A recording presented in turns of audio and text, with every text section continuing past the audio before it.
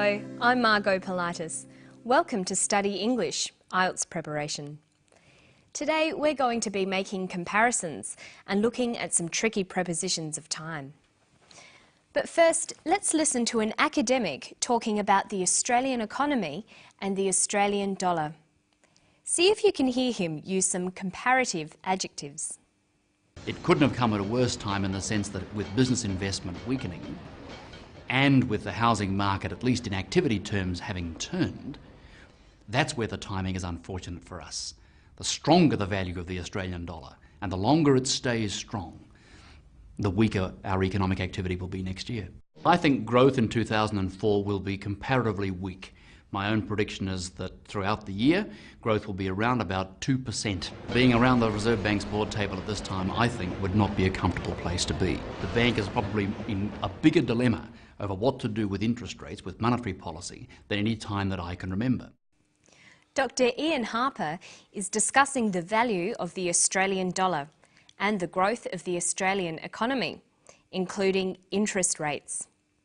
He describes all these factors by comparing information. Listen to him talk about the value of the dollar.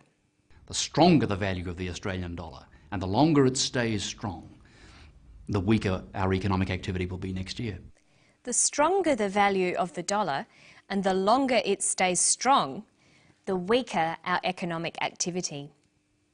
The adjectives used in the clip are strong, weak, and long.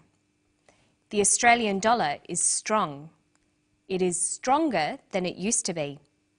It has been strong for a long time. It is making economic activity weak. The longer it stays strong, the weaker the economic activity. Let's look at comparative adjectives a bit more closely. With single-syllable words, we add er. Strong, stronger. Long, longer. Weak, weaker. Big, bigger. But not all adjectives follow this simple pattern. Some are irregular. It couldn't have come at a worse time. It couldn't have come at a worse time. Worse. Worse comes from the adjective bad. Bad, worse. Irregular adjectives are often best learnt with the superlative or most form.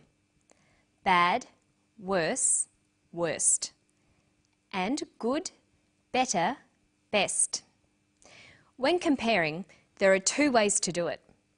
To say two things are the same, we use as.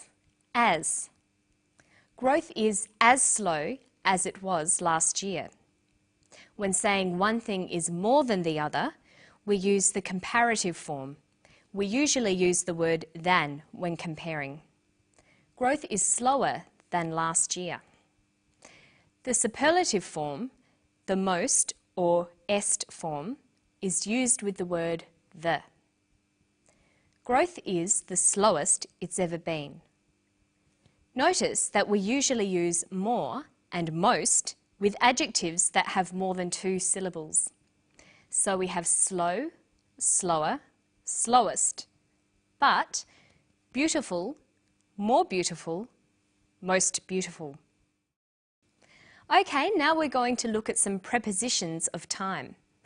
Listen for one in this clip. I think growth in 2004 will be comparatively weak. He says in 2004. In is a preposition of time.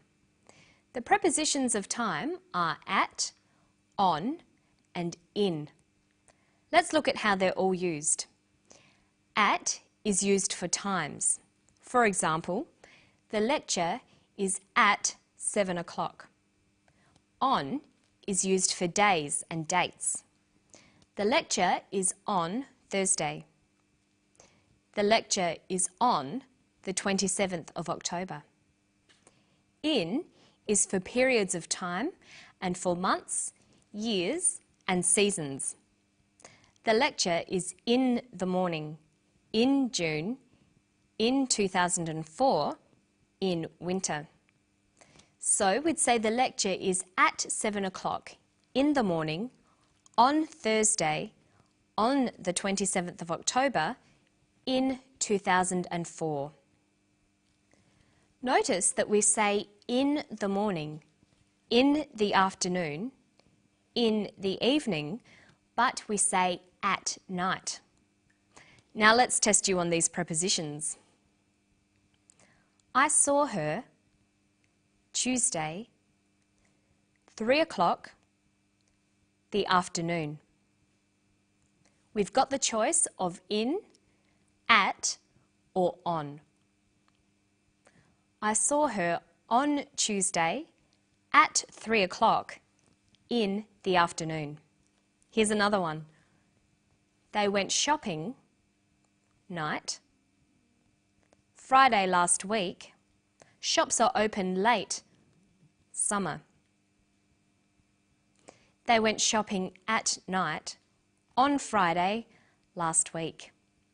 Shops are open late in summer. Okay, now let's listen to the whole clip again. See if you can hear how much he thinks the Australian economy will grow. It couldn't have come at a worse time in the sense that with business investment weakening and with the housing market, at least in activity terms, having turned, that's where the timing is unfortunate for us. The stronger the value of the Australian dollar and the longer it stays strong, the weaker our economic activity will be next year.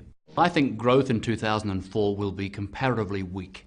My own prediction is that throughout the year, growth will be around about 2%. Being around the Reserve Bank's board table at this time, I think, would not be a comfortable place to be. The bank is probably in a bigger dilemma over what to do with interest rates, with monetary policy, than any time that I can remember. His prediction is for growth to be about 2%. We write 2% like this. Percent comes from the Latin phrase per centum, by the 100 or in every 100. It's used to express proportions out of 100, including rates of interest. Percent is always used with a number. So we say 20% of students attended the lecture. That means 20 out of every 100 students attended. Or she got 90% in the test means she got 90 out of every 100 questions right. Or growth will be around 2%. We also have the word percentage. Percentage is a noun. It means the portion or amount of something.